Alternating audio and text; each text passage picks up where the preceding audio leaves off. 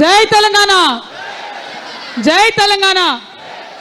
వేదిక మీద ఉన్న వాళ్ళంతా కూర్చోవాలి, దయచేసి కూర్చోండి. దయచేసి వేదిక మీద ఉన్న వాళ్ళందరూ కూర్చోండి. మీరు జరగండి, ఎక్కడోళ్ళు అక్కడ కూర్చోండి దయచేసి.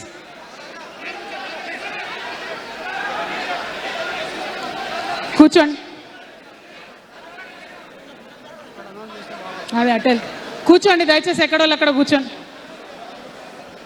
జై తెలంగాణ, జై తెలంగాణ, జై తెలంగాణ, జై తెలంగాణ, జై తెలంగాణ, జై తెలంగాణ, జై తెలంగాణ.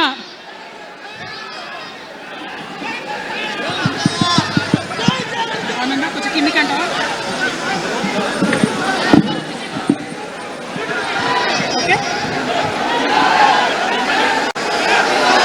జై తెలంగాణ. తెలంగాణ ప్రజలందరికీ, నా ముందున్నటువంటి తెలంగాణ జాగృతి సైనికులందరికీ పేరు పేరున హృదయపూర్వకంగా నమస్కారాలు. జై తెలంగాణ. ఇవాళ మరి మంచి ముహూర్తం ఉంది కాబట్టి, వినిపిస్తుందా? వినిపిస్తుందా? అందరూ ఒకసారి పిడికిలెత్తుతారా? అందరూ హాల్లో ఉన్న వాళ్ళందరూ జై తెలంగాణ. మన రాష్ట్రం కష్టపడి సాధించుకున్నటువంటి రాష్ట్రంలో మరి ఒక నూతన రాజకీయ శక్తిగా రాబోతా ఉన్నామని చెప్పినాం. పనిచేస్తలేదా మైక్? ఇది వద్దబ్బా, క్లారిటీ రావట్లేదా? ఓకేనా? పక్క జరగండి, సైడ్ జరగండి అందరూ దయచేసి. ఇక్కడ మిత్రులు సైడ్ జరగండి. సౌండ్ సిస్టమ్ వాళ్ళు తొందర వచ్చి సౌండ్ కరెక్షన్ చేయండి. మన పార్టీ పేరు చెప్పాలా? రెడీయా? టిఆర్ఎస్. జై తెలంగాణ, జై టిఆర్ఎస్, జై తెలంగాణ, జై తెలంగాణ, జై తెలంగాణ. తెలంగాణ రాష్ట్ర సేన, జై తెలంగాణ రాష్ట్ర సేన, జై తెలంగాణ రాష్ట్ర సేన, జై తెలంగాణ రాష్ట్ర సేన. కవితమ్మ గారి నాయకత్వం, కవితమ్మ గారి నాయకత్వం, కవితమ్మ గారి నాయకత్వం, కవితమ్మ గారి నాయకత్వం, కవితమ్మ గారి నాయకత్వం. తెలంగాణ టైగర్ కవితమ్మ గారి నాయకత్వం, జై తెలంగాణ టైగర్ కవితమ్మ గారి నాయకత్వం, జై తెలంగాణ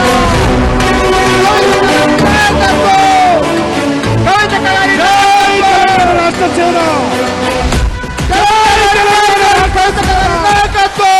కవితమ్మ గారి నాయకత్వం, కవితమ్మ గారి నాయకత్వం, కవితమ్మ గారి నాయకత్వం, కవితమ్మ గారి నాయకత్వం, కవితమ్మ గారి నాయకత్వం. ఆజాదీకి షేర్ని, ఆజాదీకి షేర్ని కవితమ్మ గారి నాయకత్వం, ఆజాదీకి షేర్ని కవితమ్మ గారి నాయకత్వం. తెలంగాణ టైగర్ కవితమ్మ గారి నాయకత్వం, తెలంగాణ ఉద్యమ సేనాని కవితమ్మ గారి నాయకత్వం. జై తెలంగాణ రాష్ట్ర సేన, జై తెలంగాణ. పట్టు జెండను పట్టు, కొట్టుర కొట్టు,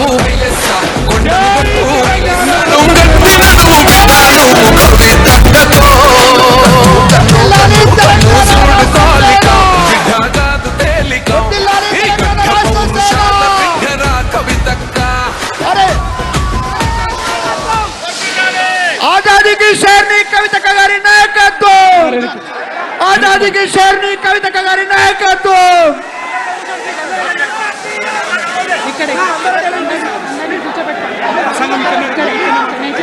అందరూ వెనక్కి కూర్చోండి, వెనక్కి కూర్చోండి, వెనక్కి కూర్చోండి. CM, CM, CM, CM, CM, CM, CM, CM, CM. అక్క మాట్లాడుతున్నా.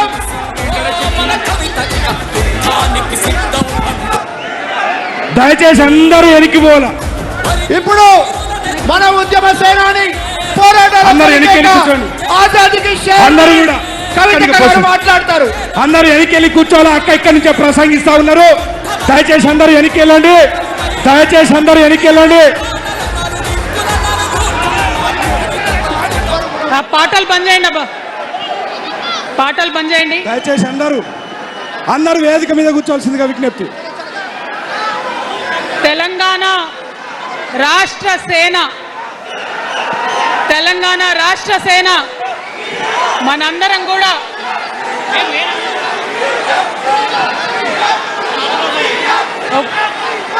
ఒక్కసారి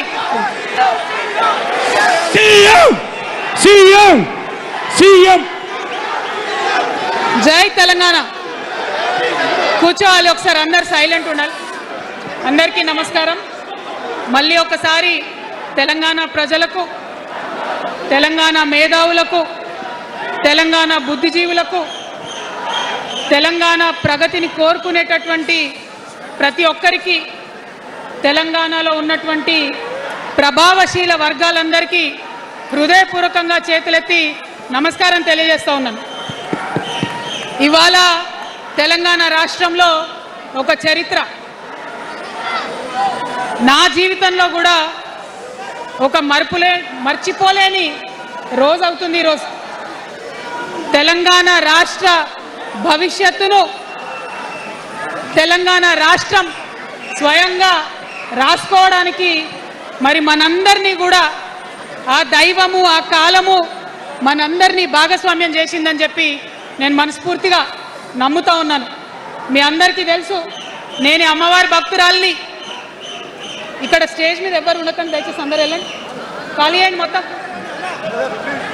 అందరు వెళ్ళి కూర్చోండి దయచేసి. ఈ బౌన్సర్ లేదా వాళ్ళని తీసి వెళ్ళిపోమని.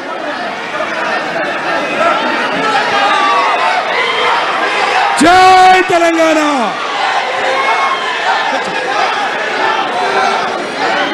ఇవాళ ఈ సభా ప్రాంగణంలో ఉన్నటువంటి తెలంగాణ ఉద్యమకారులకు, తెలంగాణ అమరవీరుల కుటుంబాలకు, తెలంగాణ ఉద్యమంలో సర్వం కోల్పోయి అనేక రకాల కష్టాలు పడి రాష్ట్రం వస్తే చాలు అనుకొని పిడికిలు బిగించి కొట్లాడినటువంటి ప్రతి ఒక్కరికి, అదేవిధంగా సింగరేణి నుండి పెద్ద ఎత్తున తరలి వచ్చినటువంటి బొగ్గుగని కార్మికులకు, నాకు సింగరేణి చాలా ఇష్టం, కానీ కానీ కానీ మీకంటే మా ఆడబిడ్డలంటే నాకు ఇంకా ఇష్టం. ఈ సభలో ఉన్నటువంటి మా ఆడబిడ్డలకు ప్రత్యేకంగా నమస్కారం తెలియజేస్తున్నా. అదేవిధంగా అనేక మంది మా జెన్జీ వారియర్స్ వచ్చిండ్రు, మా యూత్ వచ్చిండ్రు, అందరికీ కూడా పేరు పేరున నమస్కారం.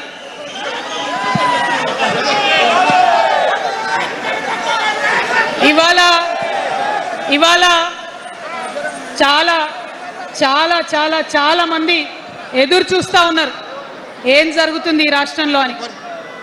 ఒక్క మాట మాత్రం నేను నా తెలంగాణ ప్రజలకు చెప్పగలుగుతా. గత 20 ఏళ్లుగా తెలంగాణ ఉద్యమంలో నేను పోషించినటువంటి పాత్ర, తెలంగాణ జాగృతి పోషించినటువంటి పాత్ర మీ అందరికీ తెలిసిందే. తెలంగాణ ఉద్యమంలో ఆడబిడ్డలందరినీ కూడా భాగస్వామ్యం చేయాలని చెప్పి తెలంగాణ జాగృతి నుండి బతుకమ్మను ఎత్తుకొని ఊరు వాడ తిరిగి మా జాగృతి కార్యకర్తలు తెలంగాణ సాంస్కృతిక దీపాన్ని పదిలంగా దాచిపెట్టుకున్నారు. మరి వారు దాచినటువంటి ఆ దీపం ఆనాడు స్టేజ్ పాస్ ఉన్న వాళ్ళు మాత్రమే చాలా చీకటిలో కాలరాత్రిలో కూడా ఒక కాగడాలాగా తెలంగాణ ఉద్యమకారులకు వెలుగునిచ్చింది. మా సింగరేణి గని కార్మికుల చేతిలో కందిలైంది. మొత్తం తెలంగాణ సమాజానికి కూడా ఒక కాంతి రేఖ అయింది. అప్పటి వరకు చాలా మంది మాట్లాడేది, మా స్టూడెంట్స్ అయినా అందరూ కూడా మాట్లాడేది, ఈ ఆంధ్రోళ్ళతోని పంచాయతీ అవుతుందక్క, ఏం చెప్పాలి, మా గురించి ఎట్లా చెప్పుకోవాలి, మన సంస్కృతి గురించి ఎట్లా చెప్పుకోవాలని మాట్లాడినప్పుడు బతుకమ్మ వచ్చిన తర్వాత బలం వచ్చింది. బతుకమ్మ పాట వచ్చిన తర్వాత ఇది మా సంస్కృతి, ఇది మా పండుగ, ఇగో గిది తెలంగాణ అని ఎత్తిన ప్రతి బతుకమ్మలో కూడా జై తెలంగాణ జెండా పెట్టి మా ఆడబిడ్డలందరూ కూడా బతుకమ్మ అంటే ఏందో ప్రపంచానికి పునఃపరిచయం చేసుకోవడం జరిగింది. ఏ ఉద్యమానికైనా డెఫినెట్గా భౌగోళిక స్వరూపం ఉంటుంది, శక్తులు ఉంటారు, వ్యక్తులు ఉంటారు. కానీ ఒక సాంస్కృతిక పునాది, సాంస్కృతిక నేపథ్యం ఉన్నప్పుడే ఆ ఉద్యమాలు తుదముట్టాయని చెప్పి అందరం కూడా అనుకుంటాం. తెలంగాణ ఉద్యమానికి బలమైనటువంటి సాంస్కృతిక పునాదినిచ్చి ఆడబిడ్డలందరినీ ఉద్యమంలో జత చేసినటువంటి ఘనత ఇక్కడ ఉండేటటువంటి జాగృతి కార్యకర్తలదేనని నేను ఇవాళ సగర్వంగా ప్రకటిస్తా ఉన్నాను. మరి ఇవాళ మిమ్మల్ని నేను కోరేది ఒకటే, కష్టపడ్డాం, తెలంగాణ తెచ్చుకున్నాం. కానీ మనం కలలు కన్న తెలంగాణ వచ్చి 12 ఏళ్ళైనా ఇంకా కూడా మనకు రాలేదు. ఏమేం కలలతో తెలంగాణ తెచ్చుకున్నామో ఆ కలలన్నీ ఇంకా నిజం కాలేదు. మరి తెలంగాణ ఉద్యమ రథం, ఆనాటి ఉద్యమ రథసారథి కేసీఆర్ గారి నేపథ్యంలో తెలంగాణ ఉద్యమ రథం ఎక్కడనో దారి తప్పింది. తెలంగాణ ప్రజల ఆర్తిని అది అర్థం చేసుకోలేకపోయింది. డెఫినెట్గా సామాజిక తెలంగాణ రథచక్రం అనేది విరిగి ముక్కలైపోయింది. ఒక కొత్త రాష్ట్రం వచ్చిన తర్వాత ఏ తరహా అయితే పని జరగాలో, ఏ తరహా అయితే పనులు ప్రారంభించుకోవాలో అవి జరగలేదని చెప్పడానికి ఒక ఇంత బాధపడతా ఉన్నాను. ఆనాడు ఏమనుకున్నాం, తెలంగాణ రాష్ట్రం వస్తే మనందరి బానిస సంఖ్యలు పోతాయి అనుకున్నాం. కానీ రైతులకు బేడీలు పడ్డాయి, ఇసుక దందా మీద ప్రేమతోని నేరెళ్ళ దళితులకు దెబ్బలు పడ్డాయి, చావులైనాయి. ఒకరిద్దరు కలిసి మాట్లాడుకోవాలంటే ఎవరి ఫోన్ ఎక్కడ మానిటర్ చేస్తుండ్రో అని భయం, వ్యక్తిగత స్వేచ్ఛ లేదు. దారుణమైనటువంటి నిఘా నీడలో తెలంగాణ అంతా కూడా బతికింది. ఇది వాస్తవం. మనం అనుకున్న కలల తెలంగాణ రాలేదన్నది ముమ్మాటికి వాస్తవం. మరి అటువంటి సందర్భంలో నేను ఇవాళ మీ అందరికి ఒక మాట చెప్పాలి. ఆనాడు పరిపాలించిన కుటుంబంలో నేను కూడా ఒక భాగం. ఆనాడు పరిపాలించిన కుటుంబంలో ఒక భాగమైనందుకు కొన్ని విషయాలకు నేను సిగ్గుపడతా ఉన్నాను. తెలంగాణ ప్రజల్ని క్షమించమని కూడా కోరుతా ఉన్నాను. కానీ తెలంగాణ సాధించినందుకు మాత్రం చాలా గర్వపడుతున్నాను. నా జన్మ ధన్యమైందని చెప్పి భావిస్తూ ఉన్నాను. మరి అనేకమైనటువంటి తప్పులు జరిగినాయి, అనేకమైనటువంటి నేరాలు జరిగినాయి. అనుకున్నటువంటి తెలంగాణ సాధించుకోలేదు. మరి ఆ తప్పులో ఎక్కడో ఒక దగ్గర నాకు భాగం ఉందని చెప్తున్నప్పుడు మరి కేవలం క్షమాపణ చెప్తే సరిపోతుందా? ఏ తెలంగాణ అయితే కావాలనుకున్నామో, ఏ సామాజిక న్యాయ తెలంగాణ అయితే రావాలని అనుకుంటున్నామో దానికోసం నడుం బిగించి కష్టపడి పని చేయాల్సిన అవసరం కూడా ఉంది. మరి ఇవాళ పని చేయడం కోసమే తెలంగాణ రాష్ట్ర సేన ఇవాళ తెలంగాణ ప్రజల ముందుకు వచ్చింది. రేపటి నుంచి మీరు చూస్తారు మా పని ఎట్లుంటుందో, మా పనితీరు ఎట్లుంటుందో. ఎందుకంటే ఏ పోరాటం చేయాలన్నా, ఏ ప్రజలకు మంచి చేయాలన్నా కేవలం కొట్లాడితే సరిపోదు, దానికి రాజకీయ అధికారం కూడా ఉండాలి. రాజకీయ అధికారం తోడైనప్పుడే ప్రజలకు చేయాలనుకున్న మంచి చేయగలుగుతాం. అందుకే ఇవాళ పార్టీ పెట్టేది. అదర్వైజ్ గత 11 నెలల నుంచి తెలంగాణ జాగృతి చేస్తున్న పోరాటాలు మీరు చూస్తున్నారు. ఎన్ని పోరాటాలు తీసుకున్నాం, ఎన్ని రకాలుగా సక్సెస్ సాధించడం మీరు చూసిండ్రు. కానీ ఉట్టి పోరాటాలు సరిపోవు, ఖచ్చితంగా రాజకీయ అధికారం ఉండాలి. దానికోసమే ఇవాళ తెలంగాణ రాష్ట్ర సేన మీ ముందుకు వచ్చిందని చెప్పి నేను సగర్వంగా ప్రకటిస్తూ ఉన్నాను. మరి ఈ పొలిటికల్ పార్టీ ఏదైతే తెలంగాణ ప్రజల కోసం వచ్చిందో అది టెక్నికల్గా అధికారం తెచ్చుకోవడానికి, ఎన్నికల్లో పాల్గొనడానికి డెఫినెట్గా బాగుంటుంది. కానీ దానికి ఒక ఆత్మ ఉండాలి, దానికి ఒక నేపథ్యం ఉండాలి. ఇవాళ బీఆర్ఎస్తో అదే కదా ప్రాబ్లం. టెక్నికల్గా బాగున్నారు, ఎలక్షన్ పోతున్నారు, సీట్లు గెలుస్తున్నారు, కానీ తెలంగాణ ఆత్మను కోల్పోయింది. కాబట్టే ఇవాళ తెలంగాణ రాష్ట్ర సేన వచ్చింది. నేను తెలంగాణ ప్రజలందరికీ చేతులు జోడించి నమస్కరించి ఒక మాట చెప్తున్నా, హార్ట్ఫుల్గా చెప్తున్నా, నా హృదయాంతరాల నుంచి ఒక మాట చెప్తా ఉన్నా. నేను తెలంగాణలో ఉన్న 3.5 కోట్ల మంది తెలంగాణ బిడ్డలందరికీ ఒక అమ్మగా పరిణితి చెందాలనుకుంటున్నా.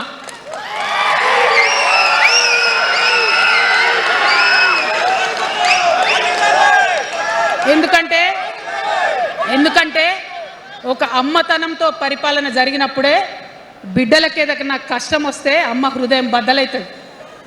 అటువంటి దుఃఖంతో పరిపాలన జరిగినప్పుడే అటువంటి సంవేదనతో పరిపాలన జరిగినప్పుడే, అటువంటి ఆర్తితో పరిపాలన జరిగినప్పుడే రాష్ట్రం ముందుకు పోతుంది, రాష్ట్రంలో ఉన్న ప్రజల కష్టాలు తీరుతాయి. ఇవాళ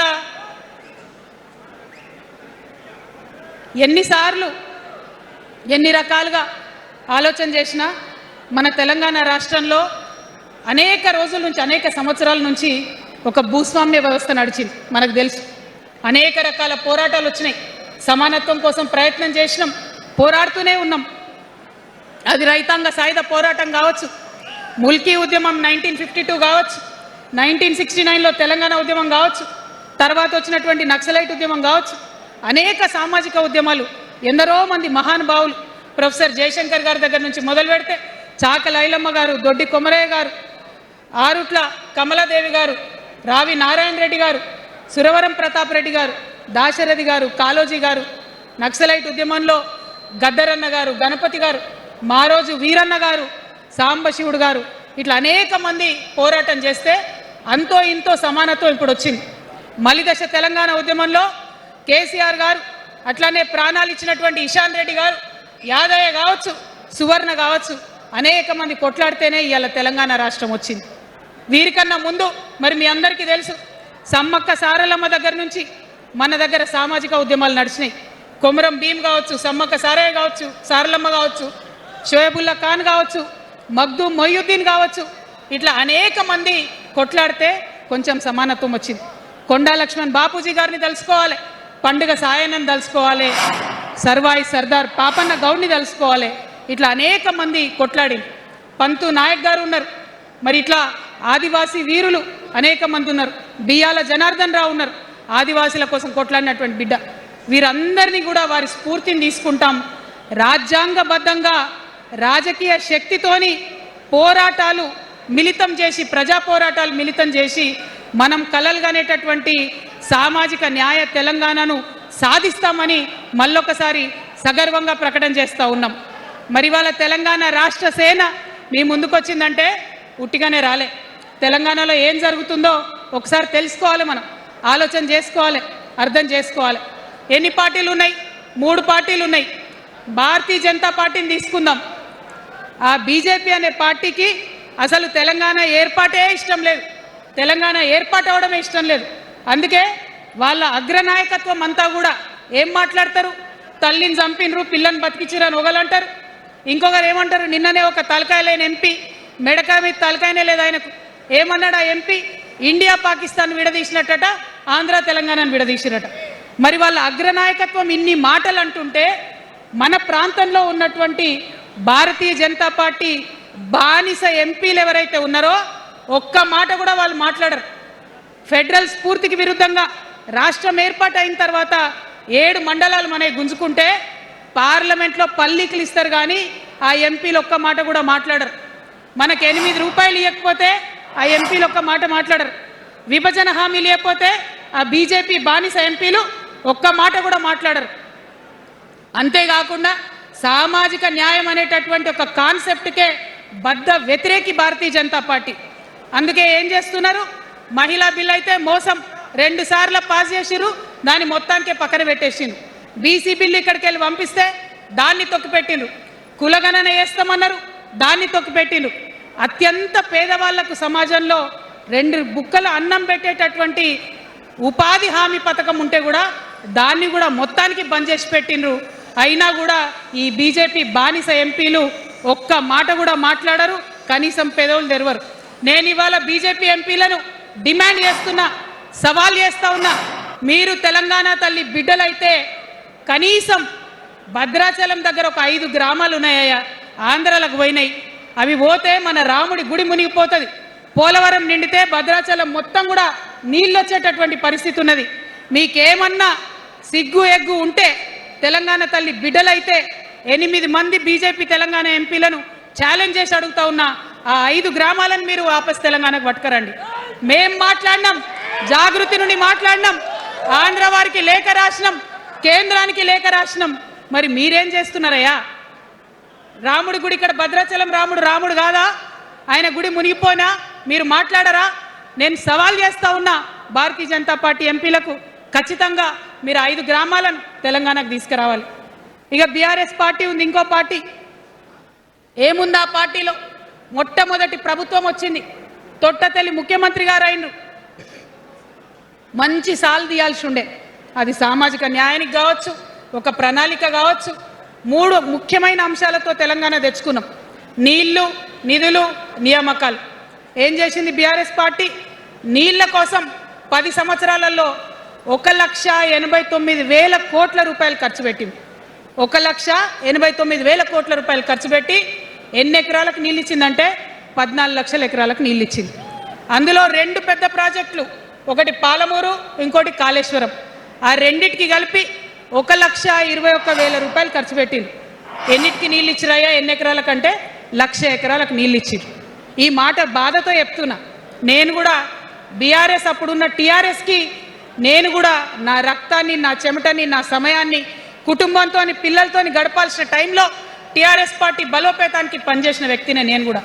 ఆనాటి కేసీఆర్ వేరు, ఇప్పటి కేసీఆర్ వేరు. ఆనాటి కేసీఆర్కి తెలంగాణలో చేనేత కార్మికులు చచ్చిపోతుంటే భిక్షాటన చేసిన కేసీఆర్ ఆనాటి కేసీఆర్. ఇయాలటి కేసీఆర్ మారిన మనిషి, మనిషి, మన మనిషి కాదు. ఏమైంది ఇయాలటి కేసీఆర్కి? హైడ్రాల ఇల్లు కూలిపోతుంటే అరుస్తున్నారు, అన్నా ఎక్కడున్నావు రా, వచ్చిండ్రా? రాలే. వెలుగుమట్ల ఇల్లు కూలితే వచ్చిండ్రా? రైతులకు వర్ష బీభత్సమై మొత్తం పొలాలు మునిగిపోతే వచ్చిండ్రా? చేవెళ్ళ దగ్గర బస్ యాక్సిడెంట్ అయితే వచ్చిండ్రా? ఎక్కడ చిన్న కష్టం వచ్చినా ప్రజలకు ఆ సారు రారు, ఆ సారు రారు. ఎందుకంటే ఆయన మారిన మనిషి, మనిషి, గుంటనెక్కల తోడేళ్ల చేతిలో ఖైదీ అయినటువంటి మనిషి, మన మనిషి కాదు. బాధతో, దుఃఖంతో, ఆవేదనతో చెప్తున్న మాట, సంతోషంతో చెప్తలేని ఈ మాట నేను. అట్లాంటి కేసీఆర్ ఎట్లా ఉండే ఒకప్పుడు? అదే ఆర్డీఎస్ అంతా పాదయాత్ర చేసి నా తెలంగాణకు నీళ్లు కావాలని అడిగిరు. ఇవాళ మరి 10 ఏళ్ళ అధికారం ఉంటే పాలమూరు రంగారెడ్డి ప్రాజెక్టు కోసం 10 ఏళ్లలో ముందుకు పోతలేదంటే, ఎవరన్నా తెలంగాణ పట్ల ప్రేమ ఉంటే, పాలమూరు పట్ల ప్రేమ ఉంటే, కృష్ణా నీళ్లు వాడుకోవాలంటే మన కేసీఆర్ అయి ఉంటే ఆ పాలమూరు రంగారెడ్డి ప్రాజెక్ట్ కాడ కుర్చేసుకొని అది కట్టిస్తుండే. ఏం చేసినారు మారిన కేసీఆర్ గారు? పంజాబ్ పోయినరు, గుజరాత్ పోయినరు, బీహార్ పోయినరు. మేము మొత్తం రాష్ట్రంలో పీక్ కట్టలు కట్టం, నేషనల్ పార్టీ పెడతామని పోయినరు తప్పితే తెలంగాణ ప్రజలను పట్టించుకోలేదు. పట్టించుకుని ఉంటే, కేంద్రంతో గొడవ పెట్టుకోకుండా ఉంటే ఇవాళ పాలమూరు రంగారెడ్డి పారకపోతుండేనా? నేను అడుగుతా ఉన్నా స్ట్రేట్గా. ఇన్ని రోజులు నేను ఎన్ని మాటలు మాట్లాడినా బీఆర్ఎస్ పార్టీ నాయకులు ఒక్కరు కూడా బయటకు వస్తలేరు, సమాధానం చెప్తలేరు. దీనికి మీరు సమాధానం చెప్పకపోతే ప్రజలే మిమ్మల్ని బయటకు లాగి సమాధానం చెప్పేటట్టు చేస్తారని కూడా ఈ సందర్భంగా నేను తెలియజేస్తా ఉన్నా. ఒకటే మాట అడుగుతున్నా, మన కేసీఆర్ అయి ఉంటే ఆనాడు తెలంగాణ బిడ్డలు కష్టపడితే బయటకు వచ్చి నా బిడ్డలకు ఇబ్బంది అవుతుందని కొట్లాడిన వ్యక్తి, సింగరేణి గనిలో ఒక కార్మికుడు చనిపోతే అక్కడి దాకా పోయి చూసి వచ్చినటువంటి వ్యక్తి. మరి తెలంగాణ వచ్చినాక ఏమైందా ప్రేమ? అధికారం ముందు మమకారం తగ్గిపోయిందా? ఏం జరిగిందని నేను అడుగుతా ఉన్నా. ఎందుకు ఈ మాట చెప్తా ఉన్నా అంటే, ప్రేమ నాకు కూడా ఉంది. నాకు తండ్రి కావచ్చు, అది వేరే విషయం. కానీ ఒక రాజకీయ నాయకుడిగా వారు ఈ మధ్య రాజకీయ పరిణితి కోల్పోయి మాట్లాడుతూ ఉన్నారు. కేటీఆర్ గారు మాట్లాడిందంటే ఓకే అనుకోవచ్చు, ఆయనకు పెద్దగా తెలియదు పాపం. కానీ కేసీఆర్ గారు అనే మాట ఏంటంటే, ప్రజలు తప్పు చేసిండ్రు.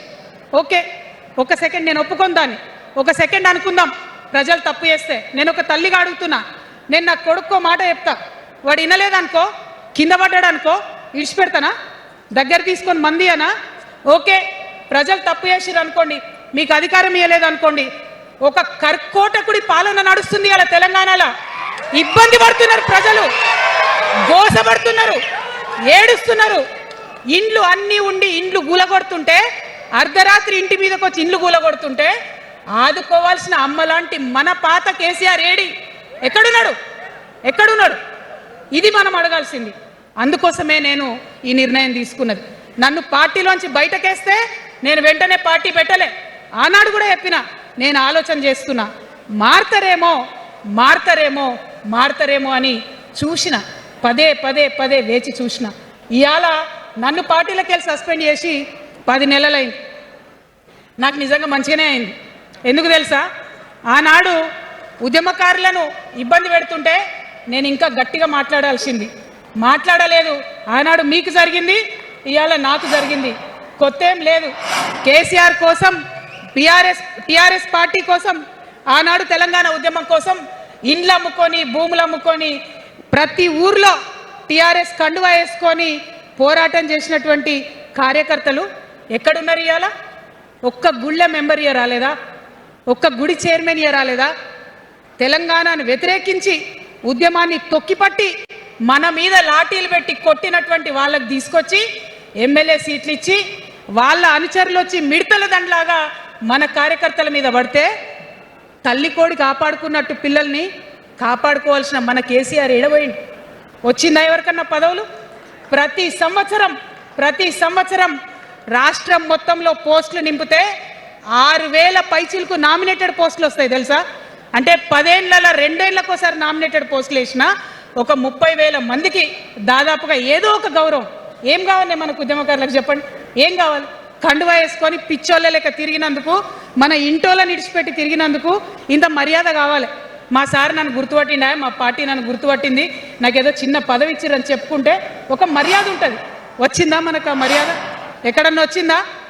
ఆనాడు అవహేళన చేసిర్రు, పార్టీలకు వచ్చి మళ్ళీ అవహేళన చేసిండ్రు. అంటే ఎప్పుడైతే అధికారం వచ్చిందో అప్పుడు అమ్మతనం పోయింది, ఎప్పుడైతే అధికారం వచ్చిందో అప్పుడు మమకారం పోయింది. అందుకే అంటున్నా, ఆయన మన కేసీఆర్ కాదు, మారిన కేసీఆర్, మరబొమ్మ లాంటి కేసీఆర్. కాబట్టే ఇవాళ నేను నిలబడి యుద్ధం చేస్తా ఉన్నా. ఈ గడ్డకు ఈ తెలంగాణ రాష్ట్రానికి ప్రాణాలు అడ్డం పెట్టుకొని మన ప్రజలను కాపాడాల్సినటువంటి వ్యక్తులు కావాలి, అటువంటి సైన్యం కావాలి. సైన్యం అయిదామా?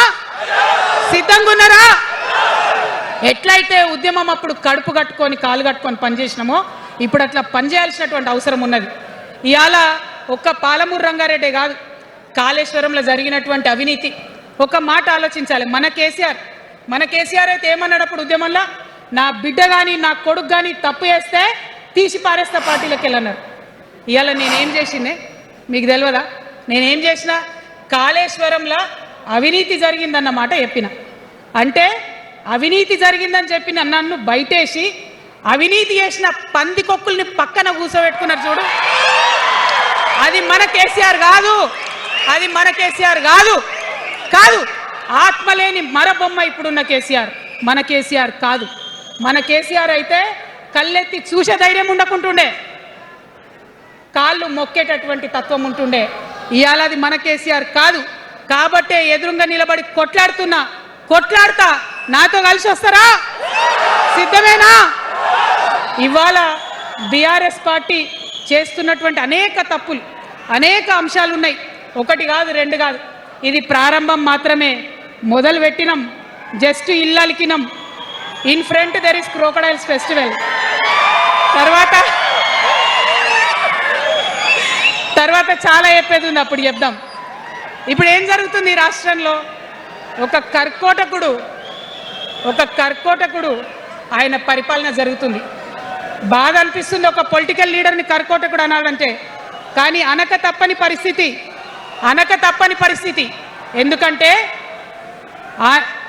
ఎందుకంటే మొన్న ఖమ్మంలో వెలుగుమట్లలో అన్ని పర్మిషన్స్ ఉన్నాయి, అన్ని కాయిదాలు ఉన్నాయి.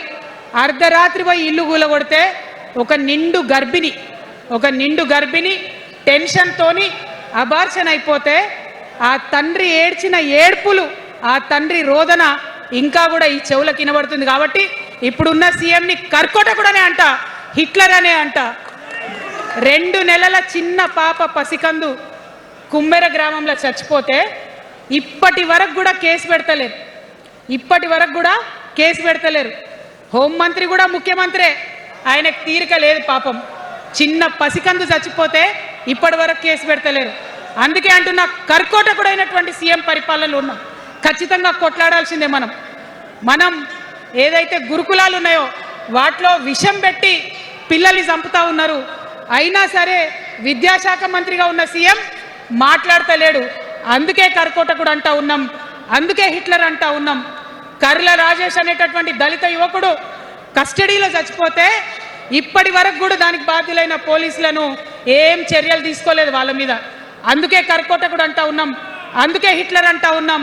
పిడికిలి బిగించి ఇప్పుడున్నటువంటి రాక్షస కాంగ్రెస్ పైన ఖచ్చితంగా కొట్లాడతాం, అందరికన్నా ఎక్కువ కొట్లాడతాం. ఇప్పుడు మనమే ప్రధాన ప్రతిపక్షం అవుతాం, 2 ఏళ్ల తర్వాత మనమే అధికార పక్షం అవుతాం. ఖచ్చితంగా అధికారంలోకి వస్తాం.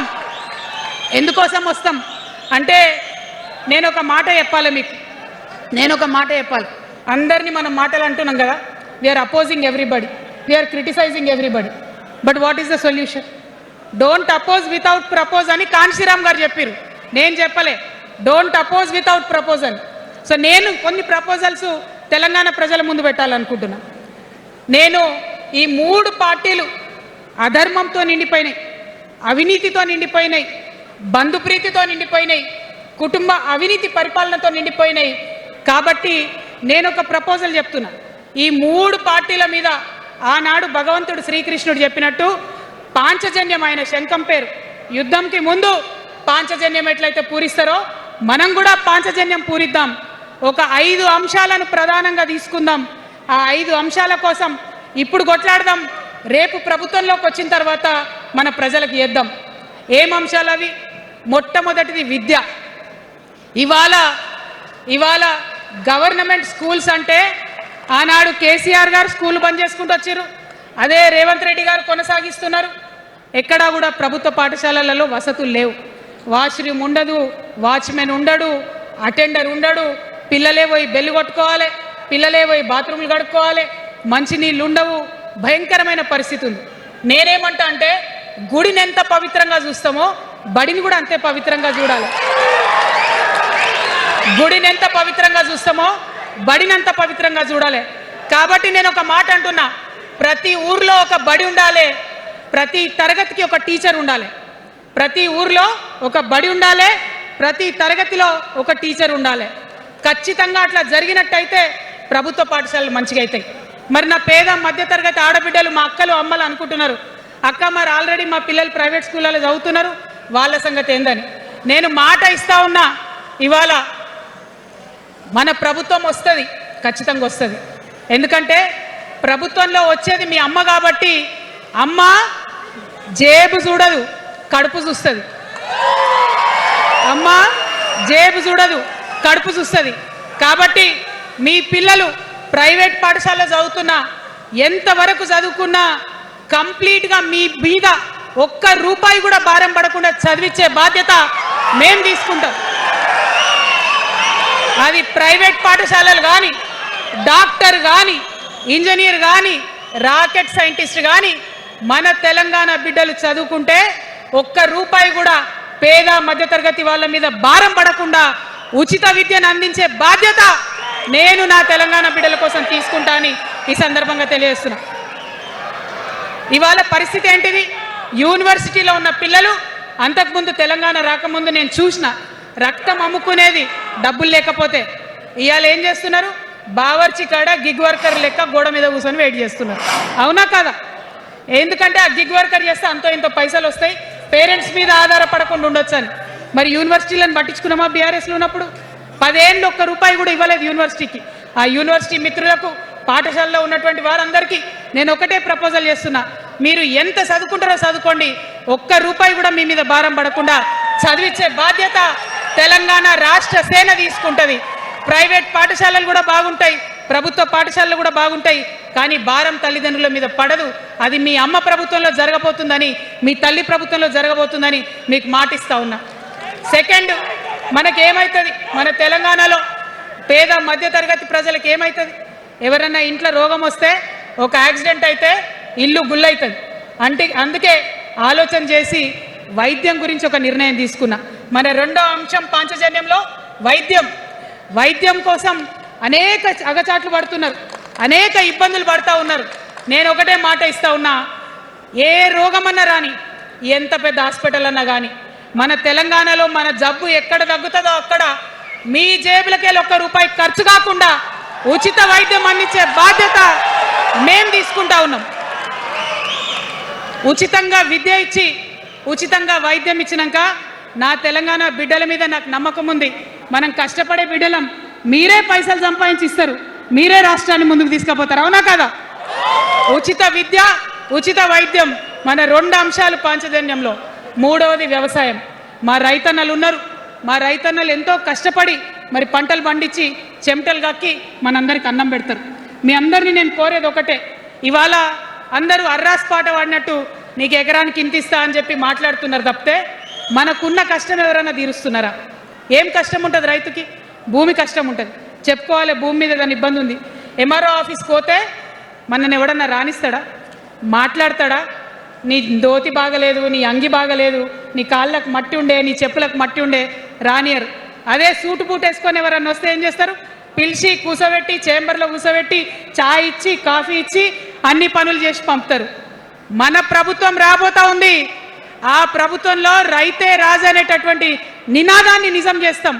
ప్రతి ఆఫీస్లో, అది ఎంఆర్ఓ ఆఫీస్ కానీ, కలెక్టర్ ఆఫీస్ కానీ, ప్రతి ప్రభుత్వ ఆఫీస్లో నేను రైతునని పోతే సపరేట్ కౌంటర్ ఉండాల్సిందే, కుర్చీ మీద కూసోబెట్టాల్సిందే, మీకు పని చేసి పెట్టాల్సిందేనని ఈ సందర్భంగా నేను తెలియజేస్తా ఉన్నా.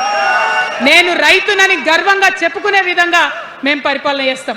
అది కాకుండా మిగతా ఏదైతే టైంకి రావాల్సిన కరెంటు, ఇప్పుడు రేవంత్ రెడ్డి గారి దయ వల్ల మళ్ళీ రాత్రిపూట కరెంట్ వస్తుంది.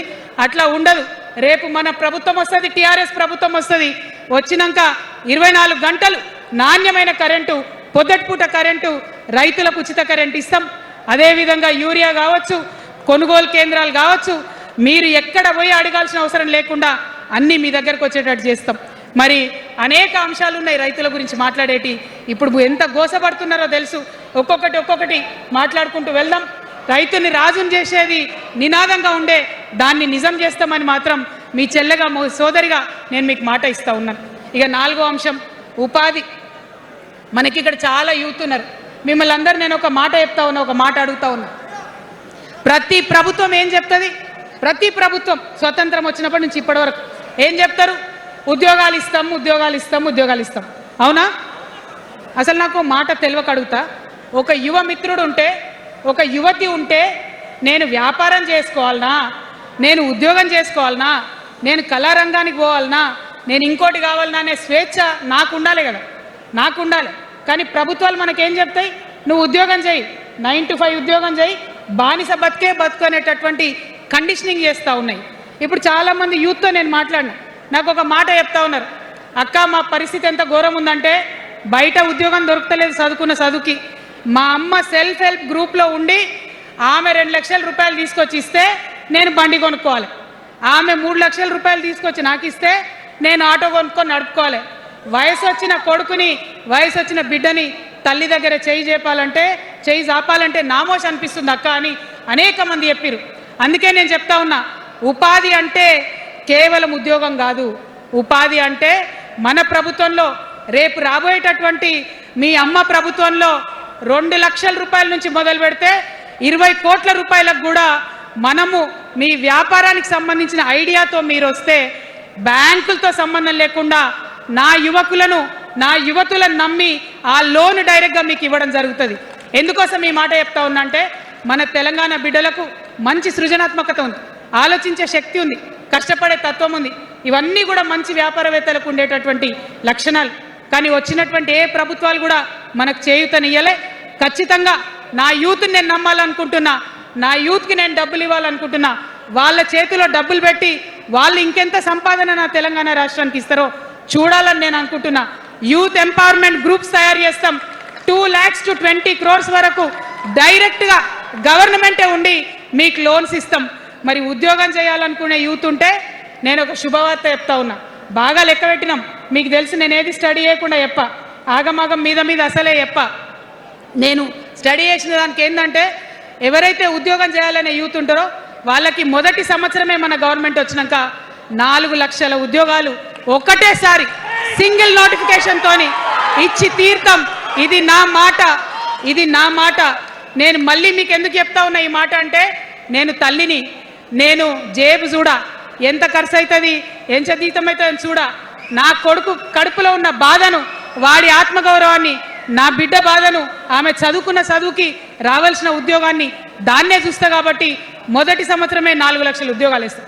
మరి మన ఉద్యమకారులు ఇంతమంది వాళ్ళ వయసుని, వాళ్ళ యవ్వనాన్ని వాళ్ళు సంపాదించుకునేటటువంటి మొత్తం వయసును కూడా ఉద్యమానికి దారపోసింది. కాబట్టి నేను ఉద్యమకారుల కోసం ప్రత్యేకించి జూన్ 2, 2014 వరకు కట్ ఆఫ్ డేట్ పెట్టుకొని ఆనాటి ఉద్యమకారులకి 1,00,000 ఉద్యోగాలు, సూపర్ న్యూమరరీ జాబ్స్ క్రియేట్ చేయబోతా ఉన్నామని కూడా ఈ సందర్భంగా తెలియజేస్తున్నా. అంటే ఇవన్నీ తెలంగాణ ఉద్యమంలో, తెలంగాణ రాష్ట్ర సాధనలో మీరు చేసిన ప్రయత్నానికి, మీ రుణం తీర్చుకోవడానికి నేను చేస్తున్న ఈ ప్రయత్నం అని చెప్పి ఈ సందర్భంగా తెలియజేస్తా ఉన్నా. మరిగా మన పాంచజన్యంలో 5వ అంశం, ఆఖరి అంశం, అతి ముఖ్యమైనటువంటి అంశం సామాజిక న్యాయం. సామాజిక న్యాయ తెలంగాణ సాధించాల్సిందే. మన ఎస్సీ మిత్రులకు, ఎస్టీ మిత్రులకు, అగ్రవర్ణాల్లో ఉన్నటువంటి పేదవారికి, బీసీలకు అందరికీ న్యాయం జరగాలి. మా మైనారిటీ సోదరులు, మా ముస్లిమ్స్ కావచ్చు, క్రిస్టియన్స్ కావచ్చు, సిక్కులు కావచ్చు, అందరికీ కూడా న్యాయం జరగాలి. మరి బీఆర్ఎస్లో మనం చూసినాం, ముస్లిమ్స్ కోసం थोड़ी देर उर्दू में बात करके, आपसे मीठी मीठी बातें बोल के, सोपत करके देखो, सोना घिसके देखो बोले. आप 2 बार सोपत कर लिए, तालीम का एक छोटा सा रोशनी आपको दिखाए, लेकिन रोजगार आपसे दूर रखे. जो 12% रिजर्वेशन का बात हुआ था, उसके ऊपर कुछ भी अमलावरी नहीं हुआ. और जो माइनॉरिटी फाइनेंस कॉरपोरेशन का पहले लोन मिलते थे, 10 साल के बीआरएस में कितने लोन मिले, अब 2 साल के कांग्रेस में कितने लोन मिले, आप एक बार देख लो. सारे लोग बस बातें ही बोल रहे हैं, लेकिन काम कोई नहीं कर रहा है. आपकी बेटी हूँ मैं, ये धरती का कर्ज उतारने के लिए नया पॉलिटिकल पार्टी आपके सामने लेके आई हूँ. आपसे मैं गुजारिश करती हूँ, मेरे साथ चलिए. जो बदलाव आपके जिंदगी में आएगा, जरूर आपको बदलाव दिखेगा. पहले जैसा नहीं होगा. बिल्कुल अलग सा एक स्ट्रैटेजी बना रहे हैं, अलग से आपके रिस्पेक्ट के लिए हमारी सोच है. हम मिलेंगे, बात करेंगे. सबसे ज़्यादा हमारी माइनॉरिटी भाई बहनों की सेफ्टी के लिए, सिक्योरिटी के लिए, रिस्पेक्ट के लिए मेरा प्रायोरिटी होगा. जॉब्स के लिए प्रायोरिटी होगा, रोजगार के लिए मेरा प्रायोरिटी होगा. అదే విధంగా అనేక మంది మరి మాట్లాడిన కానీ ఎవరు మనకేం చేయలేదు. బీసీలకు సంబంధించి 50% రిజర్వేషన్ ఎమ్మెల్యేలలో, ఎంపీలలో వచ్చేంత వరకు కూడా కొట్లాడతామని కూడా ఈ సందర్భంగా తెలియజేస్తా ఉన్నాను. మా దళిత బిడ్డలు ఉన్నారు, వారికి దళిత బంధు అని మొదలుపెట్టిండ్రు. నేను అన్నది ఎందుకంటే మన కేసీఆర్ కాదని, మన కేసీఆర్ అయి ఉంటే ఏమీ లేకున్నా కూడా దళితులు బాగుండాలని ఆలోచించేది.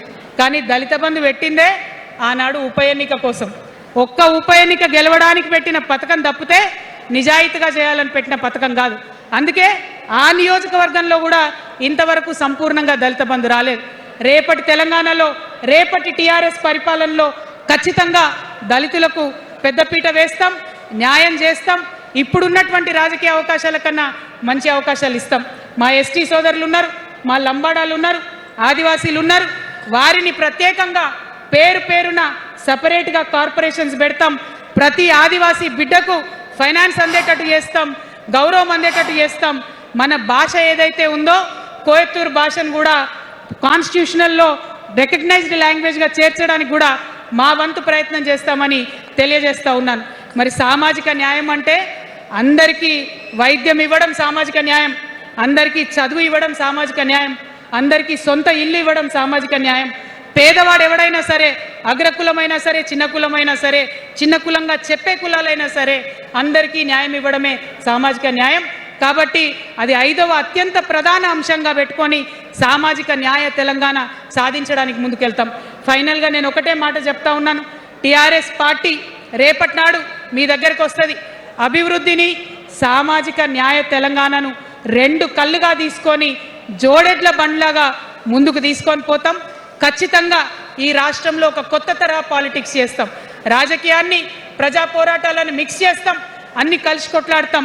తొందరలోనే మరి ఎంపీటీసీ జెడ్పీటీసీ ఎన్నికలు ఉన్నాయి. తొందరలోనే మరి జిహెచ్ఎంసీ ఎన్నికలు కూడా ఉంటాయి. అన్నిట్లో కూడా పరిపూర్ణంగా సిద్ధంగా ఉంటాం. అన్ని చోట్ల కూడా పోటీ చేస్తాం. మరి అమరవీరులు ఎవరైతే తెలంగాణ రాష్ట్ర సాధన కోసం ప్రాణాలు అర్పించిండ్రో వారికి ప్రత్యేకమైనటువంటి గౌరవం ఇస్తాం. ఏదైతే అందరూ అమరవీరుల కుటుంబాలకు న్యాయం జరగలేదో, నేను తెలంగాణ జాగృతి జనం బాట అప్పుడే చెప్పిన, ప్రతి ఒక్క అమరవీరుల కుటుంబానికి మా ప్రభుత్వం వచ్చినాక ప్రతి ఒక్క కుటుంబానికి ₹1 ఇచ్చి ఆదుకుంటాం. ఖచ్చితంగా వాళ్ళని కడుపులో పెట్టి చూసుకుంటామని చెప్పి నేను తెలియజేస్తా ఉన్నాను. మరి అందరికన్నా ఎక్కువ మా ఆడబిడ్డలంటే నాకు ప్రాణం. మా ఆడబిడ్డల కోసం ప్రత్యేకంగా నేను ఒకటే మాట చెప్తున్నా, మనం ఎక్కడ ఉన్నా ఏ వయసులో ఉన్నా మనకు భయం అవుతుంటుంది ఎక్కడికైనా పోవాలంటే. మన భద్రత మీద మనకు ఆలోచన ఉంటుంది. ఖచ్చితంగా రేపటి మన తెలంగాణలో మన ఆడబిడ్డల భద్రత ప్రధానమైన అంశంగా తీసుకుంటాం. అదేవిధంగా ఇప్పుడు చదువుకుంటున్నటువంటి ఆడపిల్లలు వారి ఉద్యోగాల మీద ప్రయారిటీగా తీసుకుంటాం. వారి వ్యాపారవేత్తలుగా తీర్చిదిద్దడానికి ఖచ్చితంగా ప్రయత్నం చేస్తాం. ఇప్పుడు సెల్ఫ్ హెల్ప్ గ్రూప్స్లో ఏదైతే వడ్డీ లేని రుణాలు ఇస్తున్నారో అట్లా కాకుండా ప్రాపర్గా గ్రాంట్స్ ఇచ్చేటట్టుగా ప్రయత్నం చేస్తాం. చిరు ఉద్యోగులు, కాంట్రాక్ట్ ఉద్యోగులు ఎవరైతే ఉన్నారో, ఎవరైతే విస్మరించబడ్డారో వారందరినీ కూడా కళ్ళలో పెట్టి కాపాడుకుంటాం. ఇవాళ ప్రారంభం మాత్రమే, అనేక అంశాలు చెప్పుకున్నాం. కానీ ఖచ్చితంగా పాంచజన్య శంఖం పూరిస్తాం. అవతలి వాడు మనవాడైనా సరే, అధర్మం వైపు వాడుంటే వాళ్ళ మీదైనా సరే యుద్ధం చేయడానికి ఖచ్చితంగా వెనుకడుగు వేయకుండా ముందుకే వెళ్తామని తెలియజేస్తూ, మరి ఈ 3 పార్టీలు కూడా, Congress party single agenda Rahul గాంధీని ప్రధానమంత్రి చేయాలి, BRS party single agenda farm హౌస్లో పెద్దసారి ఉండాలి, చిన్నసారి సీఎం కావాలి, బీజేపీ పార్టీ సింగిల్ ఎజెండా సామాజిక న్యాయాన్ని కథం పట్టియాలి. కాబట్టి 3 పార్టీల మీద కూడా యుద్ధం చేసేది ఉన్నది. అలుపెరగని పోరాటానికి సిద్ధం కావాలని చెప్పి మొత్తం మన జాగృతి సైనికులందరినీ కూడా నేను పిలుపునిస్తా ఉన్నాను.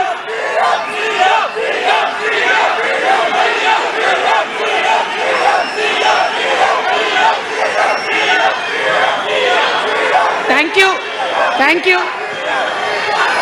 జై తెలంగాణ, జై తెలంగాణ. జోహార్ తెలంగాణ విద్యార్థి అమరవీరులకు, జోహార్ తెలంగాణ విద్యార్థి అమరవీరులకు, జోహార్ తెలంగాణ అమరవీరులకు. జై తెలంగాణ, జై టిఆర్ఎస్, జై టిఆర్ఎస్, జై టిఆర్ఎస్. టిఆర్ఎస్ అంటే జిందాబాద్ అనాలి. TRS, TRS, TRS. జై తెలంగాణ, జై తెలంగాణ, జై తెలంగాణ.